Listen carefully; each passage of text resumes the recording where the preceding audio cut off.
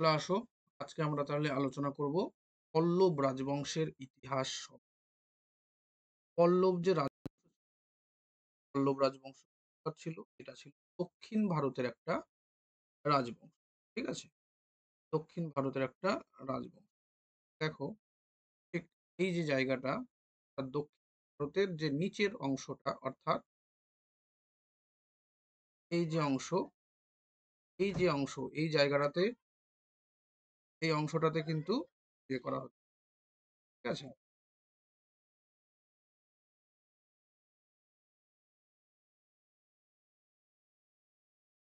তো এই যে জায়গাটা আমরা দেখতে পাচ্ছি, এটা দক্ষিণ ভারতের একটা অংশ। কেমন, এখানেই ছিল পল্লবদের আদি বাসস্থান। দেখো, টাইমিংটা বলা হচ্ছে খ্রিস্টীয় ৩য় শতাব্দী। এই খ্রিস্টীয় ৩য় শতাব্দীর যে গল্প, এখানটাতেই বলছে শুধু দক্ষিণে কৃষ্ণা নদীর দক্ষিণ পল্লব রাজবংশের কিন্তু অভ্যুদয় ঘটে। তাহলে সময়কালও আমরা পেয়ে গেলাম, আর অবস্থানটাও কিন্তু আমরা দেখতে পাচ্ছি। এরকম ভাবেই চলছে পল্লব রাজবংশের ইতিহাস। তো তাদের রাজধানী যে ছিল, ঠিক পল্লবদের রাজধানীর ক্ষেত্রে যদি আমরা বলি, এই যে জায়গাটা, এখানে দেখো পল্লবদের রাজধানী কাঞ্চিপুরম, যে জায়গাটা ছিল তার নাম হচ্ছে কাঞ্চি বা কাঞ্চি। এবার কাঞ্চিপুরম এবং কাঞ্চি, এই যে জায়গাটা ছিল, এটাই ছিল পল্লবদের রাজধানী। তো এক্ষেত্রে বলা হচ্ছে যে পল্লব রাজবংশের যে আদি শিলালিপিগুলো ছিল, তার প্রকৃত মানে সেটা কোন ভাষায় লেখা, সেটা প্রাকৃত ভাষায় কিন্তু লেখা ছিল। আর পরবর্তীতে এটা ট্রান্সফার হচ্ছে কোথায়, সংস্কৃত। তাহলে বোঝাই যাচ্ছে প্রথমে কি ছিল, প্রাকৃত ভাষা, তার পরবর্তীতে সেখান থেকে হচ্ছে সংস্কৃত। সংস্কৃত এর পরেও যদি আমরা দেখি, সংস্কৃতের পরে কিন্তু আবার এখান থেকে আমরা দেখতে পাচ্ছি তামিল। ঠিক আছে, তাহলে প্রাকৃত, তারপরে সংস্কৃত, তারপরে কিন্তু তামিল, এরকম ভাবে কিন্তু আমরা। তো এই পল্লব রাজবংশের যে ইতিহাস, এই পল্লব রাজবংশের ইতিহাস কিন্তু খুবই গুরুত্বপূর্ণ। কোন কোন প্রশ্নের জন্য গুরুত্বপূর্ণ সেটাও বলে দিচ্ছি। সেটা হচ্ছে ইউজিসি নেট, এটা একটা পরীক্ষা। আর ডাব্লিউবি সেট, এই যে দুটো পরীক্ষা, এই দুটো পরীক্ষার জন্য যদি খুবই গুরুত্বপূর্ণ কোনো একটা টপিক হয়, তাহলে কিন্তু এই পল্লব। আর এই দুটো পরীক্ষায় বিশেষ করে ফোকাস করা হয়েছে, এই দুটো পরীক্ষায় যে যে জায়গা থেকে কোশ্চেন আসে, আমরা কিন্তু শুধুমাত্র সেই অংশগুলোর থেকেই কিন্তু এই ক্লাসটা তৈরি করেছি। অতএব তোমরা কিন্তু সবাই মন দিয়ে ক্লাসটা অবশ্যই। এখানে খুব একটা বড় কিছু নেই। পল্লব যে রাজবংশ কোথায় অবস্থান সেটা আমরা জানতে পারছি। এই পল্লব রাজবংশের মেন যে রাজাগুলো ছিল, অনেক রাজা আছে, তার মধ্যে প্রধান প্রধান যে ৫-৬ জন রাজা আছে, তাদের সম্পর্কে একটু আমাদেরকে পড়তে হবে। আর কি পড়তে হবে, এই সময়ের যে শিল্পকলা, ঠিক আছে, মন্দির স্থাপত্য ভাস্কর্য, এই যে জিনিসগুলো, এগুলো কিন্তু আমাদের পড়তে হবে। তো আমরা টোটাল দুটো ক্লাস নেব। তো প্রথম ক্লাস যেটা হবে, পল্লবদের আদি বাসস্থান কোথায় ছিল, পল্লবদের কাদের উত্তরসূরি পল্লবরা, পল্লব যে রাজাগুলো ছিল তাদের অ্যাক্টিভিটি গুলো কি কি, এই নিয়ে প্রথম ক্লাস। পরের ক্লাসে হবে পল্লব শিল্পকলা ভাস্কর্য। তারপরে আর একটা ক্লাস হবে, টোটাল 3টে ক্লাস হবে। সেটাতে আর বাকি অ্যাডমিনিস্ট্রেশন থেকে শুরু করে, ট্যাক্স থেকে শুরু করে, আর যা যা আছে সেগুলো থাকবে। তবে প্রথম যে দুটো ক্লাস, এটা সব থেকে বেশি গুরুত্বপূর্ণ, সেই কারণে আমি এই দুটো টপিকে কিন্তু আগে করাচ্ছি। তাহলে দেখো বিষয়টা, এই যে পল্লব রাজবংশ, সেটা আমরা পেয়ে গেলাম। প্রথমে ছিল প্রাকৃত, তারপরে ছিল সংস্কৃত। যে তামিল যে ভাষা, এই তামিল ভাষায় পল্লবদের বা পল্লব শব্দের অর্থ কি, এটা হচ্ছে, তামিল ভাষায় পল্লব শব্দের অর্থ হলো, এরকম ভাবে কিন্তু আমরা এটা।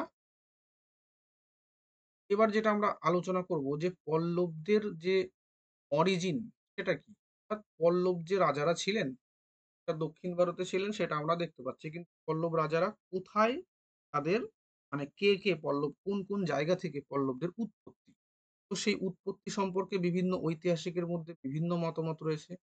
এরকম কিছু কিছু মতামতের মধ্যে আমরা প্রথম যে নামটা পাচ্ছি, তার নাম কি, ডক্টর জয়সওয়াল। ঠিক আছে, কেপি জয়সওয়াল, নাম কে, জয়সওয়াল।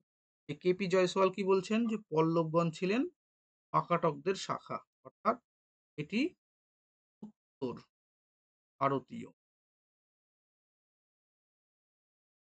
পল্লবরা ছিলেন উত্তর ভারতীয়। পরবর্তী আরেকজনের নাম আমরা পাচ্ছি যার নাম হচ্ছে বি.এল. রাইস। বি.এল. রাইস।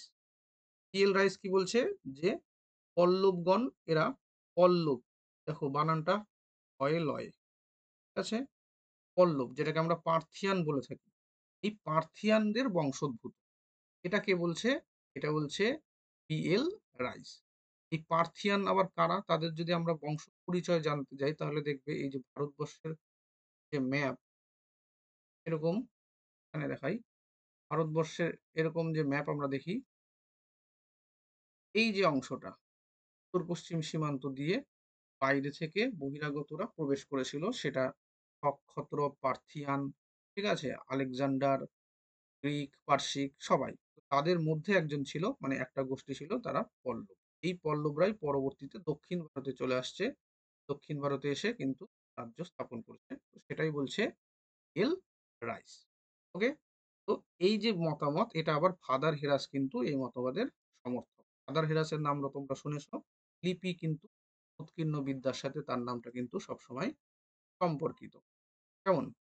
এরপরে আরেকজনের আমরা নাম দেখতে পাচ্ছি অধ্যাপক দুব্রেইল। অধ্যাপক দুব্রেইল। এই যে অধ্যাপক দুব্রেইলের নাম দেখতে পাচ্ছ সেটা হচ্ছে মহাক্ষত্রপ রুদ্রদামনের মন্ত্রী যার নাম ছিল সুবিশাক। এই সুবিশাকের ছিলেন হচ্ছে একজন পল্লব আর এই বা পার্থিয়ান। এই সুবিশাক যে আছেন তারই বংশধর তারাই হচ্ছে এই পল্লব। এটাকে বলছে অধ্যাপক দুব্রেইল। অপর একটা মত আমরা দেখতে পাচ্ছি কুমার স্বামী আয়েঙ্গার। এই কুমার স্বামী আয়েঙ্গার কি বলছে? পল্লবগণ দক্ষিণ ভারতের আদি বাসিন্দা। কি দক্ষিণ ভারতের আদি বাসিন্দা এটা হচ্ছে পল্লবগণ। তার পিতা ছিলেন চোল বংশীয় এবং মাতা ছিলেন নাগ বংশীয়। এর থেকেই পল্লবদের বোঝা গেল। তো এরকম ভাবে কিন্তু আমাদেরকে একটু দেখতে হবে। আর কি কি মতামত দেখতে পাচ্ছি? আর এর মধ্যে দেখো আছে রবিনসন আর ডক্টর সীতাই নাথাইয়ার। এরা কি বলছে? পল্লবরা ছিলেন কোল মণ্ডলম বা দক্ষিণ ভারতের কোল মণ্ডলম বা দক্ষিণ ভারতের বাসিন্দা। এই দক্ষিণ ভারতের যে বাসিন্দা ছিলেন তারাই ছিলেন পরে। তোল মণ্ডলমটা একটু বলি। তোল মণ্ডলমটা কি? ভারত, ভারতের ম্যাপ, ঠিক এই যে অংশটা, এই ভি এর মতো অংশটা, এই জায়গাটাকেই বলা হয় তোল মণ্ডলম। ঠিক আছে? এইরকম ভাবে এই অংশটা, এখানে তোমরা চের দেখতে পাবে, এই জায়গাটাতে পাণ্ড দেখতে পাবে আর এখানে কিন্তু তোল দেখতে পাবে। তো এই যে অংশটা এই অংশটা নিয়েই কিন্তু ছিল তোলমণ্ডলম। এটা নেট পরীক্ষায় কিন্তু আসা কোশ্চেন। কি নেট, এটা কিন্তু একাধিকবার এসছে। তোলমণ্ডলম বলতে কি বোঝো? চারটা অপশন দিল, এর মধ্যে কোনটা ছিল না, জায়গাটা এর সাথে ছিল। তো এটা কিন্তু তোমরা দেখে নিও। হ্যালো, তারপরে যে বিষয়টা আসছে যে ডক্টর এম রসমনারগম। কি এম রসমনারগণ, এই পণ্ডিত কি বলছেন? যে নাগ রাজকন্যার সঙ্গে কোল রাজপুতদের মিলনে পল্লব বংশের আর শেষ যে মতামত সেটা হচ্ছে মহালিঙ্গম। মহালিঙ্গম বলছে কি যে এরা ভরদ্বাজ গোত্রের ছিল। এরা কোন বংশের? এরা কাদের পরিচয়? সাতবাহনদের সামন্ত। সাতবাহনদের সামন্ত তারা হচ্ছে বলছে। তাহলে আমরা তিনটে জিনিস কিন্তু পাচ্ছি। এখানে একটু দেখাই তিনটে কি কি মেন মত। অনেকগুলো মতামত আমরা দেখতে পাচ্ছি, তার মধ্যে তিনটে প্রধান যে মতামত। এক নম্বর মতামত কি? নাম্বার হচ্ছে ককাটক এর বংশধর বংশ। দুই নাম্বার কি বলা হচ্ছে? তোল মণ্ডলম, তোল মণ্ডলের বাসিন্দা গেল। আর তিন নাম্বার মতামতটা কি? সাতবাহনদের সামন্ত। সাতবাহনদের সামন্ত। তাহলে এই হচ্ছে তিনটে প্রধান মতামত যে পল্লবদের উৎপত্তি সম্পর্কে। আশা করি তোমরা। এবার যে বিষয়টা নিয়ে আলোচনা হবে পল্লবদের রাজনৈতিক তোমরা খুব ভালো মতো দেখবে এই প্রশ্নগুলো কিন্তু পরীক্ষায় এই জায়গা যে জায়গাগুলোকে আমি টাচ করছি মাত্র এইখান থেকেই কিন্তু কোশ্চেন এসেছে। আবার বলছি এই যে ২ টো বা ৩ টে যে পল্লবদের উপর ক্লাস তৈরি করে রাখবো, এখান থেকে যেকোনো পরীক্ষায় তোমরা কিন্তু কোশ্চেন অবশ্যই কমন পাবে। এটা একদম 100% ঠিক আছে?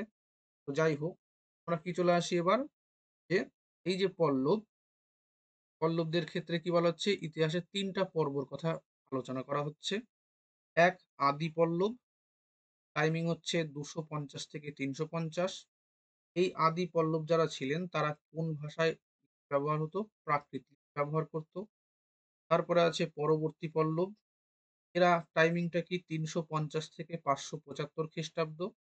আর এরা সংস্কৃত ব্যবহার করত। তার পরবর্তীতে যে জায়গাটা আসছে সেটা হচ্ছে সাম্রাজ্যবাদী পল্লব। আমাদের আলোচনার বিষয় মেইন কিন্তু এই সাম্রাজ্য। এর সময়কাল দেখো ৬০০ থেকে ৯১৩ এই সময়কাল। এই সময় পরবর্তী মানে শেষের দিকে কিন্তু তামিল ভাষাটা হয়েছিল। তাহলে যদি বলা হয় এর মধ্যে কোন অংশটা আমাদের বেশি মাত্রায় পড়তে হবে? তাহলে আমাদের এই অংশটা পড়তে হবে। এখান থেকে আমাদের ৪-৫ জন রাজা সম্পর্কে পড়তে হবে, তাদের অ্যাক্টিভিটিস গুলো পড়তে হবে। এই রাজা এবং অ্যাক্টিভিটিস থেকে তোমরা 100% কোশ্চেন কমন পাবে নেট এবং সেট উভয় পরীক্ষাতে। এছাড়াও WBCS এর যে পরীক্ষা হয় সেখানেও কিন্তু তোমরা অবশ্যই কমন পাবে। ঠিক আছে? তো এই এর মধ্যে যদিও আদি পল্লব এবং পরবর্তী পল্লবের মধ্যেও কিছু ২-৪ জন রাজার নাম আমাদেরকে পড়তে হবে। এর মধ্যে আমরা ১ম যে বিষয়টা দেখব সেটা হচ্ছে উল্লেখযোগ্য যে সম্রাটগণ আছেন তারা কে? কারণ আমাদের ইউজিসি নেট পরীক্ষায় একটা বেশি কোশ্চেন যেটা আছে যে ক্রোনোলজি, ঠিক আছে? ইউজিসি নেটে ক্রোনোলজি সম্পর্ক কিন্তু দেয়। কোন রাজা আগে, কোন রাজা পরে এরকম টাইপের দেয়। তো সেই কারণে আমাদের এইখানে কিছু রাজা নাম কিন্তু আমাদের অবশ্যই করে রাখতে হবে। তার মধ্যে ১ম যে রাজার নাম আমরা দেখতে পাচ্ছি, যার নাম শিবস্কন্দ বর্মন। তারপরে বিষ্ণু, তারপরে ১ম সিংহবর্মন, ২য় সিংহবর্মন, সিংহ বিষ্ণু, ১ম মহেন্দ্র বর্মন, ১ম নরসিংহ বর্মন, ২য় মহেন্দ্র বর্মন, ১ম পরমেশ্বর বর্মন এবং ২য় নরসিংহ বর্মন নাথ সিং। এছাড়াও নিচে কে আছে আরো? দেখো আরো আছে কি বলা হচ্ছে ৩য় পরমেশ্বর বর্মন, ৩য় নন্দী বর্মন, পল্লব মল্ল, দন্তী বর্মন, ৩য় নন্দী বর্মন এবং একদম শেষ যদি বলা হয় শেষ স্বাধীন রাজা, তো শেষ স্বাধীন পল্লব রাজার নাম হচ্ছে অপরাজিত বর্মন। টাইমিং কি ৮৯৫ থেকে ৯১৩ এই সময়কাল। এর মধ্যে যে দেখা যাচ্ছে অনেকগুলো রাজার নাম আমরা দেখতে পাচ্ছি কিন্তু তা সত্ত্বেও এর মধ্যে অনেকগুলোর নামকে আমরা হাইলাইট করেছি। মানে কিছু রেড কালার, ব্লু কালার এই সমস্ত।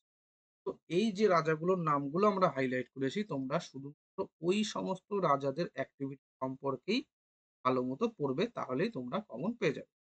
শুধুমাত্র এই ১ম যিনি আছেন শিবস্কন্দ বর্মন, এই ১ম এই শিবস্কন্দ বর্মন সম্পর্কে আমরা জানতে হবে। এটা হাইলাইট করা হয়নি। কিন্তু যেহেতু এটা ১ম রাজা সেই কারণে আমাদেরকে কিন্তু এনার সম্পর্কে একটু জানতে হবে। ১ম আমরা এই শিবস্কন্দ বর্মন, বিষ্ণুগুপ্ত আর এই সিংহ বিষ্ণু এই ৩ জন রাজা সম্পর্কে একটু জানবো। তারপরে ডিটেইলে যেটা জানবো সেটা হচ্ছে দেখো এই পরের। এখানে দেখো কি বলা হচ্ছে ডিটেইলে জানতে হবে আমাদেরকে কি ১ম মহেন্দ্র বর্মন, ১ম নরসিংহ বর্মন, ৩য় নরসিংহ বর্মন, ২য় নন্দী বর্মন এবং শেষ যে আছেন শেষ তার নাম হচ্ছে অপরাজিত বর্মন। তো এই কয়েকজন রাজা সম্পর্কে আমাদেরকে কিন্তু জানতে হবে। ঠিক আছে? তাহলেই আমরা এখান থেকে কিন্তু এন পেয়ে যাব। চলে আসি ১ম যে রাজা সম্পর্কে আমরা দেখতে পাবো এবার যে শিবস্কন্দ বর্মন। শিবস্কন্দ বর্মনের মধ্যে কি আছে দেখো। এখানে আদি পল্লব যে রাজারা ছিলেন শিবস্কন্দ বর্মন কিন্তু তাদের মধ্যে উল্লেখযোগ্য। ঠিক আছে? শিবস্কন্দ বর্মন তাদের মধ্যে উল্লেখযোগ্য। রাজধানী কি? রাজধানী হচ্ছে কাঞ্চিপুরম। রাজধানীর নাম কি? কাঞ্চিপুরম। যাই হোক, এই যে শিবস্কন্দ বর্মন যে ছিলেন, তিনি আবার কোন কাজের সাথে বেশি পরিমাণে আমরা কি কারণে তাকে জানবো বা কি কারণে আমরা পড়ছি তাকে? অশ্বমেধ যজ্ঞ করেছিলেন আর অনেক কয়েকটা বৈদিক যজ্ঞ করেছিলেন। যদিও অশ্বমেধ যজ্ঞটাই বৈদিক যজ্ঞের মধ্যেই পড়ে, তা সত্ত্বেও এখানে অশ্বমেধ যজ্ঞটাকে কিন্তু হাইলাইট করা হয়েছে। কেন হাইলাইট করা হয়েছে? তার কারণ অশ্বমেধ যজ্ঞকে তোমরা কিন্তু আলাদাভাবে একটা লিস্ট তৈরি করবে। একটা লিস্ট তৈরি করবে কেন? কারণ প্রাচীন ভারতের কোন রাজা এই অশ্বমেধ যজ্ঞ করেছে তার একটা কিন্তু এরকম লিস্ট তৈরি করতে হবে। তোমরা দেখবে প্রিভিয়াস ইয়ারের কোশ্চেন ঘেটে ওখানে কিন্তু এরকম কোশ্চেন এসছে যে কোন রাজা অশ্বমেধ যজ্ঞ করেছে, কয়বার করেছে এরকম টাইপেরও কোশ্চেন। অতএব এই জায়গায় কিন্তু তোমরা এটা দেখে রাখবে। আর কি? পল্লব আমলের যে রাজধানী সেটা কাঞ্চি এবং আরেকটা উল্লেখযোগ্য শহর ছিল যার নাম ছিল বাহুর।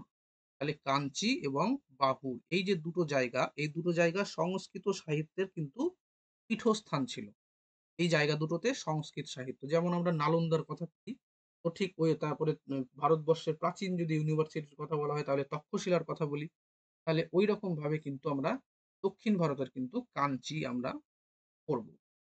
দেখো এটা হচ্ছে ভারতবর্ষ। ভারতবর্ষের ঠিক এই যে জায়গাটাতে এইখানটাতে ছিল তক্ষশিলা, এই জায়গাতে ছিল নালন্দা, জায়গাতে ছিল কাঞ্চি। দেখতে পাচ্ছ ভারতবর্ষের বিস্তীর্ণ অঞ্চল জুড়ে কিন্তু এই শিক্ষার পীঠস্থান কিন্তু দেখো একটা ত্রিভুজ আকৃতিও কিন্তু শেপ হয়ে গেছে। তো এই ধরনের কোশ্চেন গুলো কিন্তু লোকেশন দিয়ে দিল, ঠিক আছে, বা তিনটে ইউনিভার্সিটির নাম দিয়ে দিল যে তক্ষশিলা, নালন্দা আর কাঞ্চি। তো এই তিনটে দিবে, এই তিনটাকে এবার আমাদের ক্রোনোলজি করতে হবে। তাহলে কি তক্ষশিলা আগে হবে, 2 নম্বরে কাঞ্চি, পরে নালন্দা। এরকম ভাবে 3 নম্বরে ঠিক নালন্দা না, 2 নম্বরে নালন্দা, কারণ নালন্দা তৈরি করেছিল গুপ্ত যুগে। গুপ্ত যুগে নালন্দা, তাহলে তক্ষশিলা 1, নালন্দা 2 আর কাঞ্চি কিন্তু 3। এরকম টাইপের কিন্তু আমাদেরকে দেখতে হবে। যাই হোক, তো কাঞ্চি পল্লবদের রাজধানী ছিল, ঠিক আছে, এটা আমরা দেখলাম। তারপরে সেকেন্ড যে রাজা তার নাম বিষ্ণুগুপ্ত। তোমরা নামটা শুনে কিন্তু কিছু না কিছু আইডিয়া অবশ্যই করতে পেরেছো, তাই তো? যেটা বুঝতে পারছি আমরা কি জানি, সমুদ্রগুপ্তর কথা আমরা জানি। সমুদ্রগুপ্ত, সমুদ্রগুপ্ত পাটলিপুত্র থেকে দক্ষিণ ভারতের এই দিক দিয়ে ধরে আবার চলে গেছিল। তিনি কিন্তু পশ্চিম ভারতে আসেননি, পূর্ব ভারতের মধ্যে দিয়ে পূর্ব ভারত দিয়ে আবার ফিরে গেছিলেন। এই যে এখানে আসার সময় কিন্তু এই যে জায়গাতে এসেছিলেন, যে দক্ষিণ ভারতের যে কজন রাজাকে তিনি পরাজিত করেছিলেন তার যে লিস্ট, সেই লিস্টের মধ্যে দেখবে কাঞ্চির বিষ্ণুগুপ্ত, অবশ্যই ঠিক, কাঞ্চির বিষ্ণুগুপ্ত যাকে সমুদ্রগুপ্ত পরাজিত করেছিলেন এর নামটা কিন্তু পাওয়া যায়। এখানে একটা বলার ব্যাপার, সমুদ্রগুপ্তের যে রাজ্য জয়, উত্তর ভারতের কজন রাজ্য জয় করেছিল, কটা রাজাকে, দক্ষিণ ভারতের কটা রাজাকে, ঠিক আছে, উপজাতি বা আঞ্চলিক কটা উপজাতি রাজা কয়জন ছিল, 9 জন, 9 জন, এদিকে 12, এরকম টাইপের কজন কজন ছিল, এগুলোর কিন্তু লিস্ট তৈরি করে পড়তে হবে, ঠিক আছে, এগুলোর লিস্ট গুপ্তটা যখন পড়াবো তখন কিন্তু এই সম্পর্কে আলোচনা করবো। তো পল্লবের মধ্যে যেটা বিষয় আছে সেটা কি, বিষ্ণুগুপ্ত। বিষ্ণুগুপ্তের টাইমিংটা দেখো, 350 থেকে 75, একদম। তো এই হচ্ছে, এই কারণে বিষ্ণুগুপ্তকে আমরা পড়বো। বিষ্ণুগুপ্ত থেকে দেখবে তোমরা প্রিভিয়াস ইয়ার ইউজিসি নেট কোশ্চেনে বিষ্ণুগুপ্ত থেকে কোশ্চেন আছেই, তোমরা সেটা দেখেওছো আশা করি। তারপরে যে আমরা আলোচনা করেছি এই 3 জন রাজার মধ্যে যে শেষ রাজা তার নাম সিংহ বিষ্ণু। সিংহ বিষ্ণুর সময় থেকে কিন্তু এর আস্তে আস্তে গৌরবময় রাজত্বকাল যে পল্লবদের গেল। এই সিংহ বিষ্ণু তবে 575 খ্রিস্টাব্দের পরবর্তী সময় রাজত্ব করেছে। কথিত আছে তিনি চের, চোল, পাণ্ডু, এমনকি সিংহলকেও কিন্তু এই সমস্ত রাজাদের তিনি পরাস্ত করেছেন। চোল মণ্ডলমও তিনি জয় করেছেন এবং কলভ্রদেরও তিনি পরাস্ত করেছেন, মানে একটা বড় অংশ কিন্তু জয় করেছে। চোল, চের, পাণ্ডু আমরা আগেই বলেছি ভারতবর্ষের ম্যাপ আমরা দেখেও দিই। এইরকম ভাবে যেটা আছে, এর এই জায়গাটা হচ্ছে চের, জায়গাটা হচ্ছে পাণ্ডু, আর সাথে ছিল হচ্ছে চোল। তো চোল, চের আর পাণ্ডু, চোল, চের, এই 3 জনকেই তিনি পরাস্ত করেছিলেন। তারপরে শ্রীলঙ্কা, তাই তো, সিংহল, শ্রীলঙ্কা, শ্রীলঙ্কার রাজাকেও পরাস্ত করেছে। চোল মন্ডলমটা কি? কোন্ড মন্ডলম যেটা বলছে, এই টোটাল যে জায়গা, এই যে টোটাল জায়গা, এই টোটাল জায়গাটাকেই বলা হয় চোল মন্ডলম বা কোন্ড মন্ডলম। ঠিক আছে? এছাড়াও কলভ্রদেরকেও তিনি পরাস্ত। তো এই হচ্ছে কিন্তু বিষ্ণুর সময়ের একজন গুণী মানুষের নাম আমরা পাই। এখানে দেখো আমরা দণ্ডির নামটা অবশ্যই শুনেছি। দণ্ডি। তো দণ্ডির যে প্রপিতামহ, তার নাম ছিল দামোদর।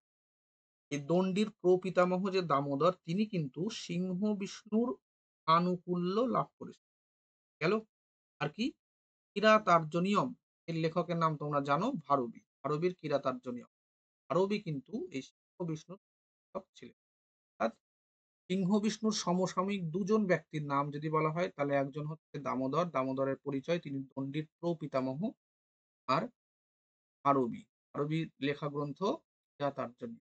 তাহলে কোনো সময় কোনো যদি ক্রোনোলজি আসে, সেখানে যদি এই দণ্ডি এবং ভারবী একসাথে দেওয়া হয়, তাহলে কিন্তু তোমরা দেখে নিচ্ছ যে দণ্ডির প্রপিতামহ যে দামোদর, সে সিংহ বিষ্ণুর সমসাময়িক, আর অপরদিকে ভারবীয় সিংহ বিষ্ণুর তার মানে বোঝা যাচ্ছে কি, যে এই যে ভারবী যে ছিল, তিনি কিন্তু দণ্ডির অনেক আগের মানুষ। গেল। তারপরে চলে আসছি, এই যে আমরা মহাবলীপুরমের যে রথ মন্দিরের কথা বলি, এই রথ মন্দিরটা কি? মহাবলীপুরমের শিল্পকলার সূচনা তার সময় থেকে হয়েছিল। এই কিন্তু মহাবলীপুরমের যে শিল্পকলা, তার সূচনা হয়েছিল। এই মহাবলীপুরমে যে সমস্ত মন্দিরগুলো দেওয়া আছে আছে ঠিক আছে, এই মন্দিরগুলোর যে দেওয়ালগুলো আছে, এই দেওয়াল কিন্তু সিংহ বিষ্ণু আর তার রানী, এদের কিন্তু আলেখ্য, অনেক ছবি লেখা এই দেওয়ালে আমরা দেখতে পাই। ঠিক আছে? এইভাবে আমরা কিন্তু, এবার আমরা যে কয়েকজন রাজার সম্পর্কে বিস্তারিত আলোচনা করব, সেগুলো মেন ভাবে পড়তে। তাদের মধ্যে ১ নাম্বার কি আছে? প্রথম মহেন্দ্র বর্মন। ২ নাম্বার কি আছে? প্রথম নরসিংহ বর্মন ও বর্মন ফার্স্ট। তারপরে দ্বিতীয় নরসিংহ বর্মন। আবার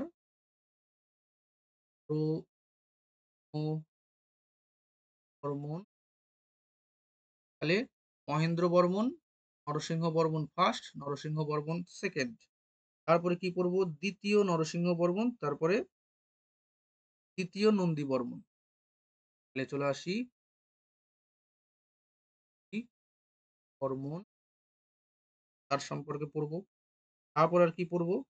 যে অপরাজিত বর্মন। অপরাজিত বর্মন। তাহলে দেখো ১, ২, ৩, ৪, ৫, এই যে ৫ জন রাজা, এই ৫ জন রাজার অ্যাক্টিভিটিস গুলা যদি তোমরা একবারে তটস্থ করে রাখতে পারো, তোমরা যে কোনো পরীক্ষাতে কিন্তু কোশ্চেন কমন 100% পাবে। ঠিক আছে? ওই কারণে তোমরা কিন্তু ভালো মতো বিষয়টা দেখবে। তাহলে প্রথম যে আলোচনাটা আমরা করব, প্রথম আলোচনায় আসি। স্ক্রিন করে নিই। তাহলে প্রথম আমাদের যে আলোচনায় আসবে, তিনি হচ্ছে প্রথম মহেন্দ্র বর্মন বিচিত্র চিত্র। আমি নামটা তার সাথে একসাথে উপাধিটা দিয়েছি, তার কারণ নাম আর উপাধি যদি তোমরা পড়ার সময় একসাথে পড়ো, তাহলে যেটা তোমাদের লাভ হবে সেটা হচ্ছে নামের সাথে সাথে উপাধিটা মুখস্থ হয়ে যাবে। প্রাচীন ভারতের একটা লিস্ট তৈরি করবে, সেটা হচ্ছে রাজা আর উপাধি। একটা পেজ বানাবে, এই পেজের মধ্যে রাজা এবং উপাধি, প্রাচীন ভারতের যত রাজা আছে আর যত তার উপাধি আছে, সবগুলো কিন্তু লিস্ট করতে হবে। এবার যত রাজা বলতে যে সমস্ত রাজাদের সম্পর্কে আমরা পড়ি মেনলি, সেই সমস্ত, ঠিক আছে, ফেমাস তো এইগুলো থেকে কিন্তু তোমরা একটা কোশ্চেন কমন পাবে বা দুটাও পেতে পারো। তাহলে চলো, প্রথম যে আমরা আলোচনায় আসছি, যে প্রথম মহেন্দ্র বর্মন বিজিত, তাহলে তিনি কার সমসাময়িক ছিলেন?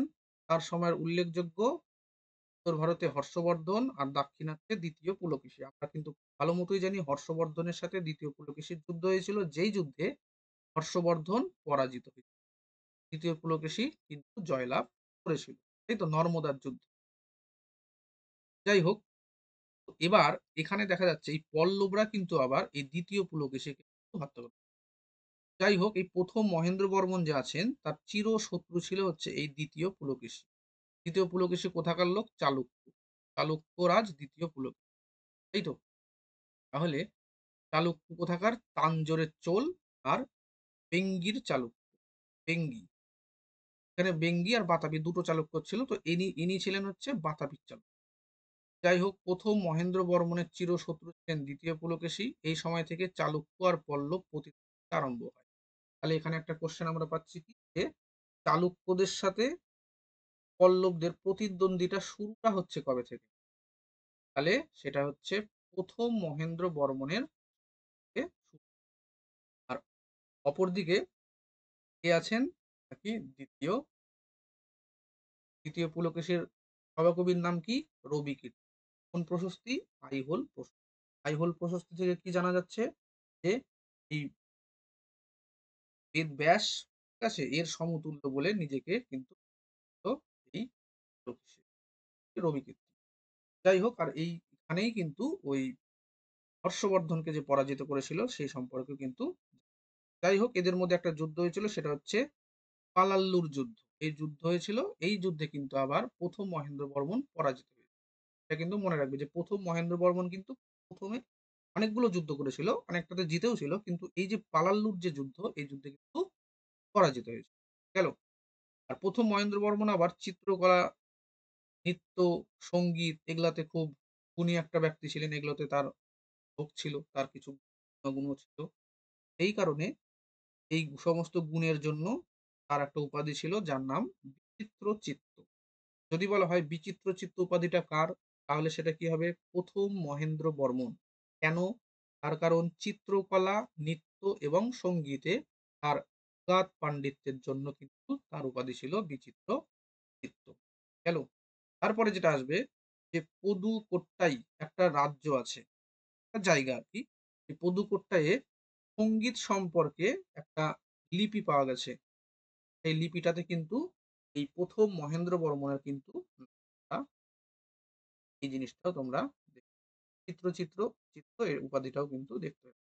এখান থেকে এই পল্লবদের যে অংশগুলো, এখান থেকে কিন্তু অনেক উপাধি কিন্তু আসে। কারণ অনেকগুলো উপাধি আছে। চলে আসি নেক্সট এ। ১ম মহেন্দ্র বর্মন রচিত যে ব্যঙ্গ বা ব্যঙ্গাত্মক নাটক, এরকম নাটকের নাম হচ্ছে মত্তবিলাস প্রহসন। এই মত্তবিলাস প্রহসন যে নাটক, সেটা কোন ভাষায় লেখা? সেটা নাকি সংস্কৃত ভাষায় রচিত। ঠিক আছে? এই নাটক ছাড়াও আরো কিন্তু একটা ওই প্রহসনমূলক নাটক তিনি লিখেছিলেন। সেটা হচ্ছে ভগবজ্জকীয়। কি? ভগবজ্জকীয়। ভগবজ্জকীয় নাটকটা কিন্তু তিনি লিখেছিলেন। তারপরে দেখো, ১ম যে মহেন্দ্র বর্মন তিনি জৈন। ১ম জীবনে কি ছিল? জৈন। পরবর্তীতে শৈব। তাহলে তিনি কিন্তু ট্রান্সফর্ম হচ্ছে। তাহলে ১ম এ জৈন ধর্মে প্রবর্তক বা জৈন ধর্মে দীক্ষিত ছিলেন। তার পরবর্তীতে কি হচ্ছে? এখানে সন্ত বানানটা হয়ে গেছে। ঠিক আছে? না, সন্ত। যাই হোক, শৈব। ১ম জৈন ছিল, তারপরে শৈব। এবার শৈব ধর্ম যে গ্রহণ করেছিলেন, সেটা কার কাছ থেকে? আপ্পারের কাছ থেকে। আপ্পার নামক একজন নয়নার সাধু, তার কাছ থেকে তিনি শৈব ধর্ম গ্রহণ করেছিলেন। এখানে তোমরা খাতার মধ্যে আবার একটা জিনিস লিখে রাখো। সেটা কি? আলাভার ও নয়নার। দক্ষিণ ভারতের দুটো গ্রুপ ছিল। এক হচ্ছে আলাভার, অপর হচ্ছে নয়নার সাধু। এরা মূলত কাদের বলা হতো নয়নার? নয়নার বলা হতো হচ্ছে শিবের উপাসক। ঠিক আছে? আর আলাবার সন্ত, আলাবার কাদের বলা হতো? সেটা বলা হতো বিষ্ণু। তাহলে যদি বলা হয় শিবের উপাসককে কি বলা হতো দক্ষিণ ভারতে? নয়নার। বিষ্ণুর উপাসককে কি বলা হতো দক্ষিণ ভারতে? আলার। এই ধরনেরই কিন্তু এই এই যে টপিকটার কথা বলছি যেটা আমি লিখলাম এখানে, এটা কিন্তু তোমরা অবশ্যই লিখবে। প্রিভিয়াস ইয়ার কোশ্চেনে দেখবে এটা একাধিকবার কিন্তু এই প্রশ্নটা এসছে। কিভাবে এসছে সেটাও বলে দিচ্ছি। আলাভার কাদের বলা হয়? নয়নার কাদের বলা হয়? আলাবার সন্তের নাম, নয়নার সন্তের নাম, তার নাম। এই হচ্ছে ৩ টা কোশ্চেন। এই টপিক থেকে কোশ্চেন আসলে এই ৩ টার মধ্যেই একটা কমন চাপ নাই। চলে আসি আমরা। আপ্পার তাহলে চলে আসছে যে আপ্পারের প্রভাবে শৈব ধর্ম গ্রহণ করা হলো। তারপরে বলা হচ্ছে যে অন্য ধর্মমত সম্পর্কে কিন্তু অসহিষ্ণু তিনি অন্য ধর্মকে ব্যঙ্গ। ঠিক আছে?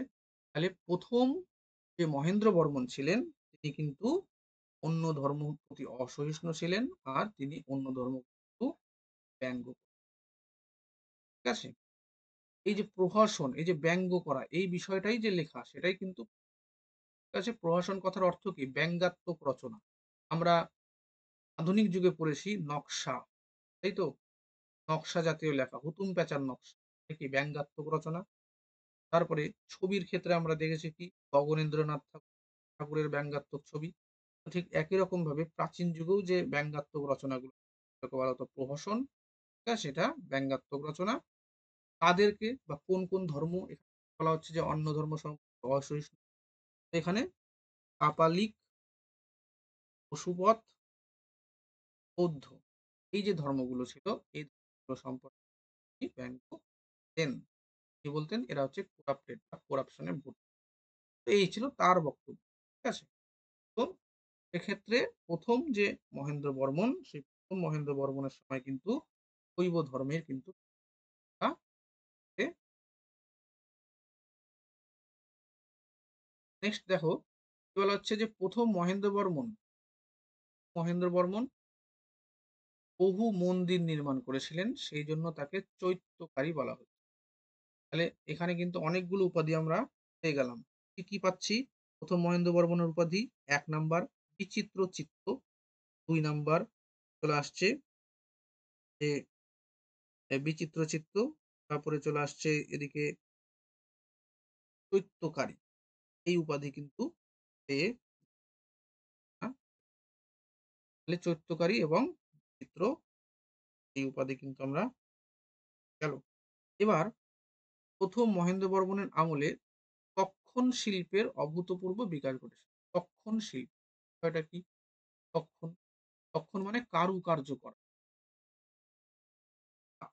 কারুকার্য করা বা নকশা করা বা নকশা কাটা এটাই হচ্ছে তক্ষণ শিল্প। এই তক্ষণ শিল্পের অভূতপূর্ণ বিকাশ ঘটেছিল। এই আমলে শ্রেষ্ঠ ভাস্কর্য নিদর্শন কি? এই আমলে যে শ্রেষ্ঠ ভাস্কর্য নিদর্শন সেটা হচ্ছে ত্রিচিনপল্লী যে জায়গা তার গুহাতে গঙ্গা অবতারের ভাস্কর্যের বা গঙ্গা অবতারের ডিসেন্ট অফ দ্য গাঙ্গেস। যাই হোক এখানে গঙ্গা অবতরণ, অবতরণ তোমরা শব্দ শুনেই বুঝতে পারছো অবতরণ বোঝাচ্ছে। অবতরণ মানে কি? যে স্বর্গ থেকে পৃথিবীতে গঙ্গা নদী এটাই হচ্ছে বলা হচ্ছে তো স্বর্গ থেকে পৃথিবীতে যে গঙ্গা নদী আসছে সেই ঘটনাটাকেই ভাবে চিত্রিত করা হয়েছে পাথরের উপরে। ঠিক আছে? তাই সেটা ত্রিকিনোপল্লীর গুহাতে। ওই ঘটনাটাই বা ওইটাকেই বলা হচ্ছে গঙ্গা অবতারের ভাস্কর্য বা চিত্র। তিনি শিবলিঙ্গের পূজা করতেন। শিবলিঙ্গের কেন পূজা করতেন? তারা আমরা দেখেই নিয়েছি আগেই যে তিনি কি ছিলেন? তিনি ছিলেন শিবের উপাসক। এই কারণে তিনি শিবলিঙ্গের পূজা কিন্তু নেক্সট বলা হচ্ছে যে উল্লেখযোগ্য উপাধি তো আমরা দেখেও নিয়েছি। যাই হোক আবার একবার দেখি। গুণভার, সত্যকারী, পল্লব কি? গুণভার, সত্যকারী, পল্লব মল্ল। এছাড়াও আরেকটা কি ছিল? সেটা হচ্ছে তো গেল। তারপরে দেখো যে ১ম মহেন্দ্র বর্মণ দক্ষিণ ভারতীয় চিত্রকলার উপর কিন্তু দক্ষিণ চিত্র নামে একটা টীকা গ্রন্থ রচনা করেন। কি নামে? দক্ষিণ চিত্র। এই দক্ষিণ চিত্র বলে একটা টীকা। এটা কিসের উপর টীকা? এটা একটা চিত্রকলার উপর। তো এগুলোও কিন্তু পরীক্ষাতে কিন্তু সে কারণে তোমরা অবশ্যই কিন্তু এটা মাথায় রাখবে। তো এবার যেটা আমরা দেখতে পাচ্ছি যে ১ম মহেন্দ্র বর্মন সঙ্গীতজ্ঞ, উল্লেখযোগ্য ১ম বর্মন কি ভালো আমরা এই কারণেই দেখতে পাচ্ছি উপাধিও নিয়েছে রচিত। তাহলে সঙ্গীতজ্ঞ ছিলেন, এক নতুন স্বরলিপির তিনি রূপকার, নতুন স্বরলিপি। এর মধ্যে বলা হচ্ছে সঙ্গীতের প্রতি অনুরাগ বশত তিনি সংকীর্ণ জাতি এই অভিধা গ্রহণ করেছেন। আরেকটা কিন্তু এটা উপাধি সংকীর্ণ জাতি। এই জাতির অর্থ কি? তাল বা রাগ। ঠিক আছে? তাল বা রাগ। এই যে জাতিটা আছে এই জাতির অর্থ হচ্ছে তাল বা তিনি এই সংকীর্ণ জাতি নামক এই তাল বা রাগের প্রকাশ আবিষ্কার করেছেন। তো মিশ্র অর্থে এটা সংকীর্ণ। যাই হোক তিনি মিশ্র তাল বা রাগে পারদর্শী ছিলেন বলেই তিনি এই অভিধা নিয়েছিলেন। ঠিক আছে? তো এটা কিন্তু আমরা দেখতে পাচ্ছি খুবই উল্লেখযোগ্য একটা বিষয়। এটা কি ১ম মহেন্দ্র বর্মন। তারপরে যে আলোচনা করব চলে আসি পরের পয়েন্টে। ২য় যে উল্লেখযোগ্য রাজা তার সম্পর্কে। ২য় উল্লেখযোগ্য রাজা কে ছিলেন? ১ম নরসিংহ বর্মন। তার উপাধি কি? মহামল্ল। আগেরটা কি ছিল? বিচিত্রচিত্ত। এখন কি হলো? মহামল্ল।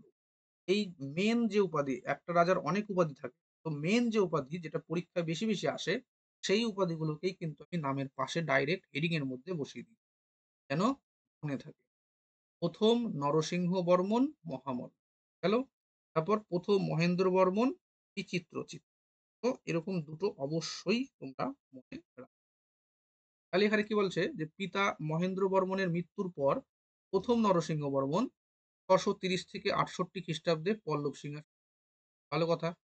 শ্রেষ্ঠ রাজা। যদি বলা হয় পল্লব রাজবংশের শ্রেষ্ঠ রাজার নাম কি? তাহলে তিনি হচ্ছেন পল্লব রাজবংশের শ্রেষ্ঠ রাজা ১ম নরসিংহ বর্মন। ১ম নরসিংহ বর্মনকেই বলা হয় পল্লব বংশের। তারপরে চলে আসছে দেখো চালুক্যরাজ ২য় পুলকেশী। আমরা কি দেখলাম? ১ম মহেন্দ্র বর্মন চালুক্যরাজ ২য় পুলকেশীর সাথে মোটামুটি যুদ্ধ করেছে। অনেকগুলো যুদ্ধে পরাজিত হয়েছে, আবার অনেকগুলো যুদ্ধে জয়ীও হয়েছে। তবে চালুক্যদের সাথে পল্লবদের এই যে যুদ্ধের যে মানে যুদ্ধ বা শত্রুতা এটা ১ম মহেন্দ্র বর্মনের সময় শুরু হয়েছিল। তো এর চরম পরিণতি কার সময় হচ্ছে? নাকি ১ম নরসিংহ বর্মনের সময় থেকে কিন্তু এই পরিণতিটা হচ্ছে। গেল? তো এখানে দেখো কি বলা হচ্ছে চালুক্যরাজ ২য় পুলকেশীকে ১ম মহেন্দ্র বর্মন একাধিকবার যুদ্ধে পরাস্ত করেছিলেন। ৬৪২ খ্রিস্টাব্দে ১ম নরসিংহ বর্মন চালুক্যরাজ ২য় পুলকেশীকে পরাস্ত করেন। এটা কিন্তু গুরুত্ব। ঠিক আছে? দেখো চালুক্যরাজ ২য় পুলকেশীকে পরাস্ত করেছে কে? ১ম নরসিংহ বর্মন। এই সময় ২য় পুলকেশী নিহত হলো। মানে ২য় পুলকেশীকে এবার নিহত করা মানে একদম শেষ। তাহলে হর্ষবর্ধনকে পরাজিত করলো ২য় পুলকেশী, আবার ২য় পুলকেশীকে পরাজিত করলো ১ম নরসিংহ বর্মন। এই ৩টা কিন্তু ক্রোনোলজি। তারপরে চলে আসো ১ম নরসিংহ বর্মন চালুক্য রাজধানী এই যে নিহত যে হলো, তারপরে কি চালুক্যদের রাজধানী কি ছিল? বাতাপির চালুক্য। কল্যাণীর চালুক্য যদিও ছিল, কিন্তু এই যে পুলকেশী হচ্ছে বাতাপির চালুক্য। যাই হোক বাতাপির চালুক্য রাজধানী যে ছিল বাতাপি সেটা অধিকার করে নিল।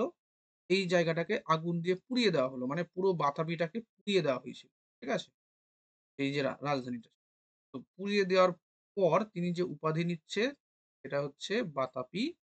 তো তাহলে বাতাপি কুণ্ড কার উপাধি? নাকি ১ম নরসিংহ বর্মনের উপাধি বাতাপি কুণ্ড। এছাড়াও এখানে আর কি করেছে?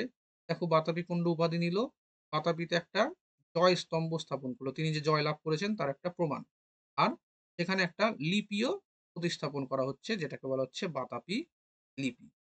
ঠিক আছে? এর আগে এই বাতাপিকে দখল করার আগে তিনি কিন্তু আরো দুটো যুদ্ধ করেছিল যার নাম মণিমঙ্গলমের যুদ্ধ একটা, আর করিয়ালের যুদ্ধ। এই দুটা যুদ্ধে ২য় পুলকেশীকে কিন্তু পরাস্ত করেছে। মানে আগে এই দুটো যুদ্ধে পরাস্ত করেছিল। পরবর্তীতে আবার যখন যুদ্ধটা হচ্ছে সেই যুদ্ধে কিন্তু একদম পুলকেশী হারাই গেল। ঠিক আছে? সেই সময় বাতাপি অধিকৃত হলো, বাতাপি কুণ্ড উপাধি নেওয়া পুড়িয়ে দেওয়া। এই হলো অবস্থা। তারপরে চলে আসছে ১ম নরসিংহ বর্মন। এই সময় আগে আমরা দেখেছিলাম মহেন্দ্র বর্মন বা ওই মহেন্দ্র বর্মনেরও আগে আমরা যেটা বললাম যে সিংহ বিষ্ণু তিনিও কিন্তু এই যে চোলমণ্ডলম এই দক্ষিণের যে বিভিন্ন জায়গাগুলোকে তিনি কিন্তু দখল করেছিলেন বা জয় করে নিয়েছিলেন। তো ঠিক একই রকমভাবে কিন্তু ১ম নরসিংহ বর্মন মহামল্লও কিন্তু এই করেছে। ঠিক আছে? দেখো এখানেই দেখতে পাচ্ছ তুমি যে হোল, হেরল, পান্ড্য, অলভ্র এদেরকে পরাস্ত করে। তারপরে বলা হচ্ছে শ্রীলঙ্কার নৌ অভিযান, মানে শ্রীলঙ্কাতে ২ বার নৌ অভিযান পাঠিয়েছিল। কয়বার? ২ বার। কেন পাঠিয়েছিল? তার কারণ শ্রীলঙ্কার রাজপুত্র যে ছিল তার নাম ছিল মান বর্মন। এই মান বর্মন ছিল আবার ১ম নরসিংহ বর্মনের বন্ধু। তাকে সিংহাসনচ্যুত করে দেওয়া হয়েছিল। সেই কারণে তার সিংহাসনকে পুনরায় প্রতিষ্ঠা করার জন্য তিনি কিন্তু ২ বার শ্রীলঙ্কা নৌ অভিযান পাঠিয়েছিল। যাই হোক এখানে দেখো ১ম নরসিংহ বর্মনের অনুগত মিত্র ছিলেন সিংহলী রাজকুমার মানবর্মন বা মানবর্মা। অনেকের মতে ১ম নরসিংহ বর্মন মামাল্লপুরম বা মহাবলীপুরমে শহর প্রতিষ্ঠা। মামাল্লপুরম বা মহাবলীপুরম। যে মামাল্লপুরম নামটা দেখলে তোমরা একটু আইডিয়া করতে পারো যে ১ম নরসিংহ বর্মন, ঠিক আছে? মামাল্লাপুরম বা মহাবলীপুরম প্রতিষ্ঠা করেছে। তার মহামল্ল যে উপাধি, তাই না? আমরা কি বললাম? ১ম নরসিংহ বর্মনের উপাধিটা কি ছিল? মহামল্ল। এই যে মহামল্ল যে উপাধি ছিল, সেই উপাধি থেকেই কিন্তু এই মামাল্লা নামক শহরটা তৈরি করেছে। তারই একটু মডিফিকেশন নেম হচ্ছে মহাবলী। এই থেকে এই শহরটার নাম হচ্ছে নামকরণ এরকম করা হয়েছে। ঠিক আছে? তাহলে তোমরা বুঝতেই পেরেছ যে মহাবলীপুরম বা মামাল্লাপুরম দুটো একই জায়গা। আর এই মহামল্ল যে উপাধি, এই উপাধিটা কার ছিল? ১ম নরসিংহ বর্মনের। এই কারণে ১ম নরসিংহ বর্মন এই শহরটা যখন তৈরি করেছে তার নাম দিচ্ছে মামাল্লাপুরম বা মহাবলীপুরম। মহাবলীপুরম যদিও পরে নাম। নেক্সট ১ম যে নরসিংহ বর্মন, দেখো ১ম নরসিংহ বর্মনের আমলেই মহাবলীপুরমে পাহাড় কেটে রথ মন্দির নির্মাণ, রথ মন্দির। ঠিক আছে? এটা কিন্তু খুবই গুরুত্বপূর্ণ। রথ পল্লব শিল্পকলার যে ক্লাসটা আমরা করব সেখানে এই বিস্তারিত আলোচনা হবে। আজকে অনেকটা বড় হয়ে যাবে টোটালটা করালে, সেই কারণে আমরা একটা ক্লাস করছি শুধুমাত্র রাজাদের সম্পর্কে। যাই হোক সেটা আমরা পরেরটাতে আলোচনা করব। এখন দেখো মহাবলীপুরম যে আছে সেটা পাথর কেটে মন্দির, রথ মন্দির যে তৈরি করার নিয়ম বা রীতি সেটা কিন্তু ১ম নরসিংহ বর্মনের আমল থেকেই শুরু হচ্ছে। এখানে যতগুলো রথ মন্দির আছে সবগুলোই কিন্তু ছিল শিব মন্দির। রথ মন্দিরের কনসেপ্ট আমি একটু বলে দিই। ধরে নাও একটা গোটা পাহাড় আছে। গোটা পাহাড়টাকে শেপ করা হবে। কেটে শেপ করে ওটা একটা রথের আকৃতি দেওয়া হবে। ঠিক আছে? এরকম রথের আকৃতি দেওয়া হচ্ছে। যাই হোক, তো এই যে রথের আকৃতি একটা গোটা পাহাড়কে কেটে তৈরি করা হচ্ছে, সেটাই হচ্ছে রথ মন্দির। এখানে বিভিন্ন টাইপ আছে। কোন টাইপের কি সেটা আমরা নেক্সট যে ভিডিও সেখানটাতে আলোচনা করব। এটাও একটা গুরুত্বপূর্ণ। যাই হোক আপাতত যেটা মনে রাখবে যে মহাবলীপুরমের যে পাথর কেটে যে রথ মন্দিরগুলো তৈরি করার নিয়ম বা নির্মাণ করার যে শৈলী সেটা স্টার্টিং হচ্ছে কার সময়? ১ম নরসিংহ বর্মনের সময়। আর এই যে মন্দিরগুলো ছিল অর্থাৎ রথ মন্দির, সেটা শিব মন্দির। যতগুলো আছে বেশিরভাগ বা সবগুলোই রথ মন্দির যেটা আছে সবগুলোই শিব মন্দির।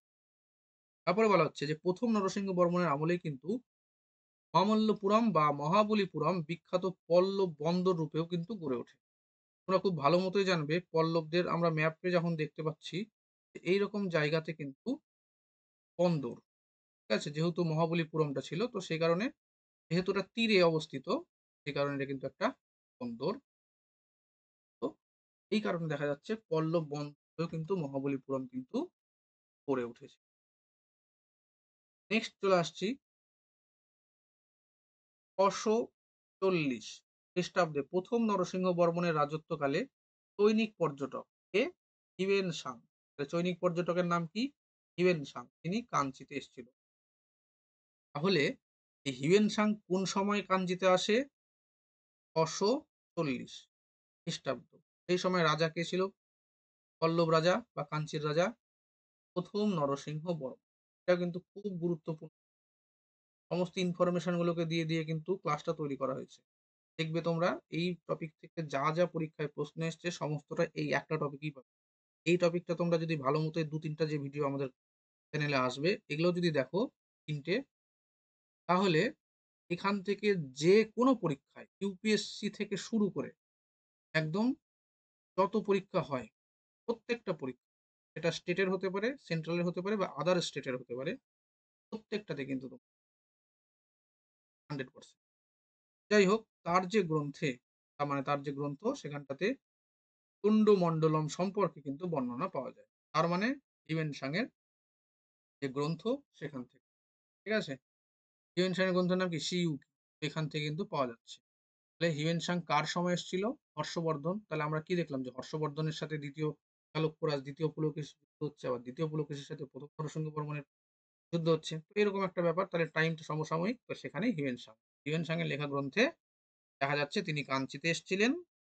এখানে তোন্ডমণ্ডলম সম্পর্কে বর্ণনা করা হয়েছে। তোন্ডমণ্ডলম সম্পর্কে আগেই বলে দিয়েছি, এই যে অংশটা এটাই হচ্ছে তোন্ডম, অর্থাৎ দক্ষিণ ভারত, দক্ষিণ। ঠিক আছে? এই যে অংশ, এই অংশটা সুদূর দক্ষিণ, এটাকেই বলা হচ্ছে তোন্ডমণ্ডলম। নেট পরীক্ষার ফেভারিট কোশ্চেন, নেটের যারা কোশ্চেন সেট করে ওদের ফেভারিট কোশ্চেন আসে, প্রায়ই আসে। যাই হোক, রাজধানী কি ছিল? কাঞ্চি। তাহলে পল্লবদের যে রাজধানী কাঞ্চি সেটা কিন্তু পরিবর্তন হয়নি। দেখো আগের থেকে ওই পল্লবদের কাঞ্চিতেই কিন্তু আছে রাজধানী। যাই হোক, কাঞ্চিতে ১০০-রও বেশি বৌদ্ধ বিহার ছিল। ১০,০০০-এর বেশি থেরবাদী বৌদ্ধ শ্রমণ বাস করত। ১০০-র বেশি, ১০০, ১০০-র বেশি বৌদ্ধ বিহার ছিল।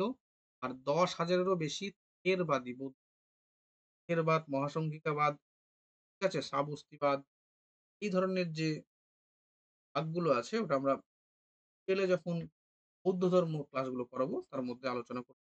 বৌদ্ধ ধর্মের ক্লাস করে দেখে নিতে পারো, সেখান থেকেও তোমাদের অনেক ঠিক আছে। যাই হোক, অন্যান্য ৮০টা মন্দির ছিল। এদের মধ্যে আবার বেশিরভাগই ছিল দিগম্বর সম্প্রদায়। দিগম্বর কি? কেন? তাহলে দেখো, এই যে পল্লবরা প্রথম দিকে কি ছিল? জৈন সম্প্রদায়ের লোক, মানে জৈন ধর্মের পৃষ্ঠপোষক। সেই কারণে কিন্তু দিগম্বর সম্প্রদায়ের জৈন ছিল। তোমরা ভালো মতো বুঝবে যে শ্বেতাম্বর এবং দিগম্বর জৈন ধর্মের যে দুটো পার্ট, ঠিক আছে, দুটো ভাগ আর কি, পার্ট তো ভাগ।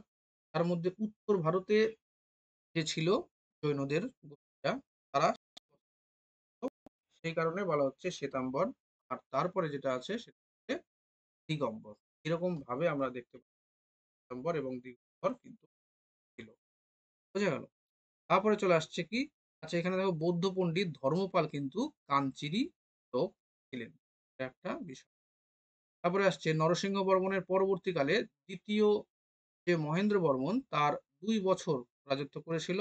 তারপরে প্রথম পরমেশ্বর বর্মন তিনি কাঞ্চিতে একটা শিব মন্দির তৈরি করেছিল।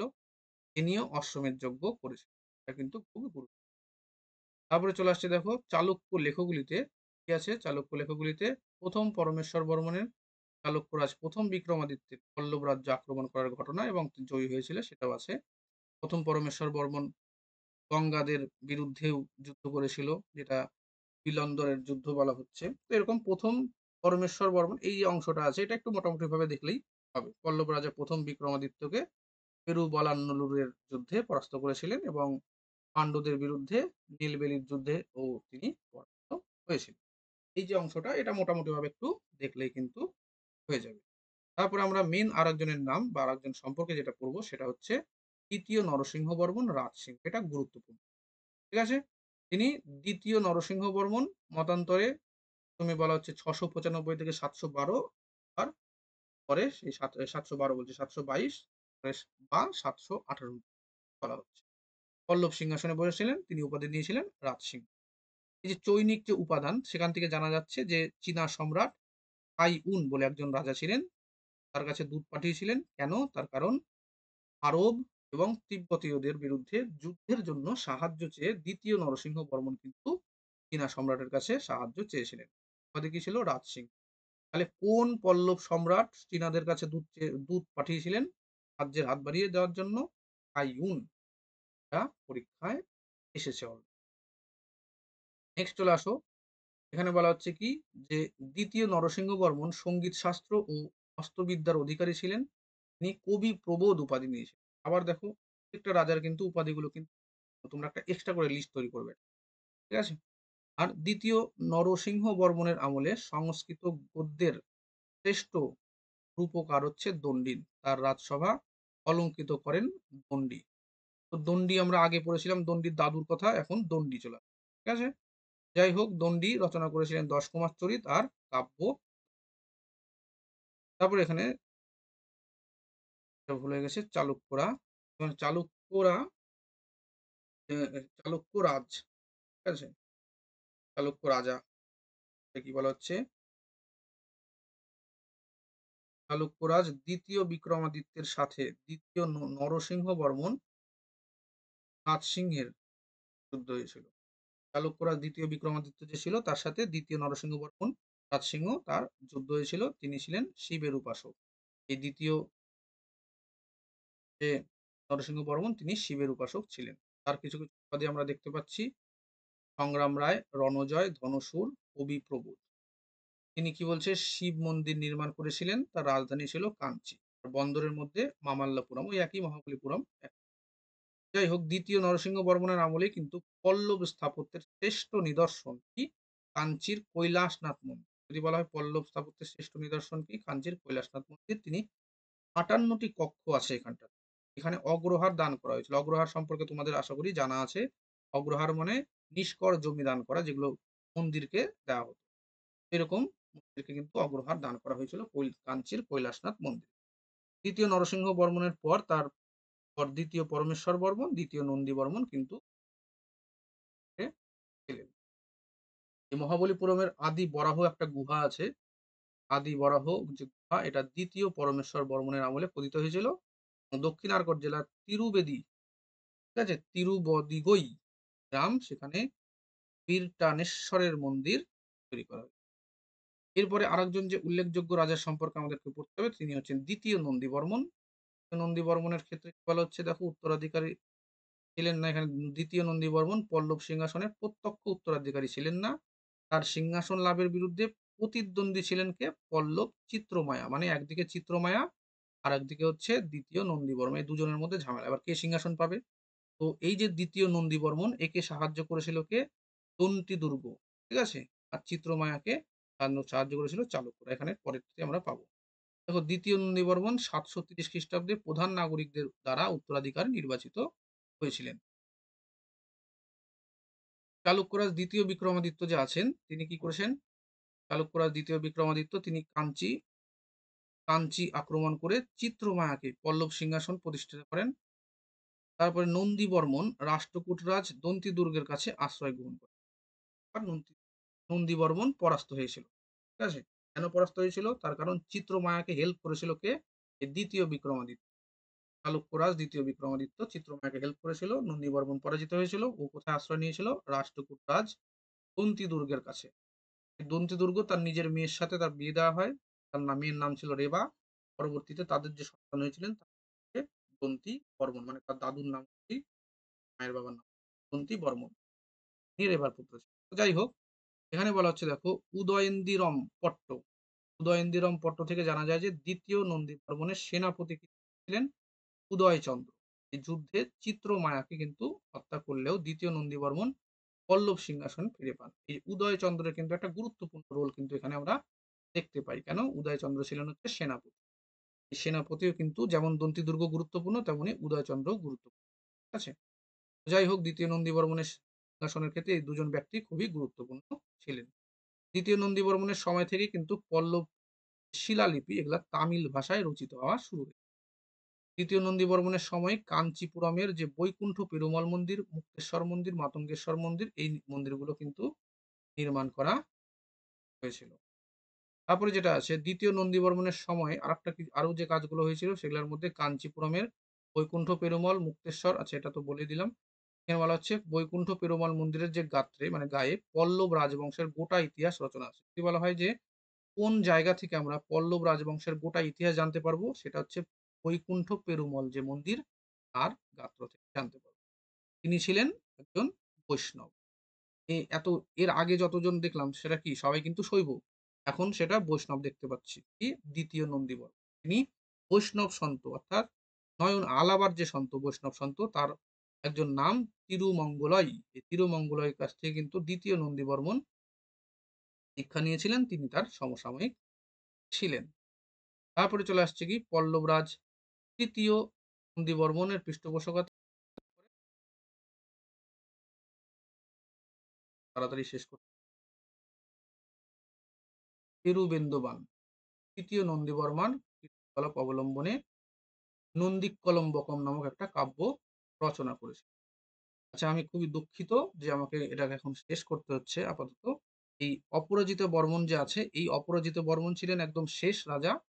তার সম্পর্কে আমরা পরের ক্লাসে আবার একটু আলোচনা করব। ঠিক আছে? পরের ক্লাসে আমরা অপরাজিতা বর্মন সম্পর্কে আলোচনা করব আর পল্লব শিল্পকলা সম্পর্কে আলোচনা করব। তার মতো এখানেই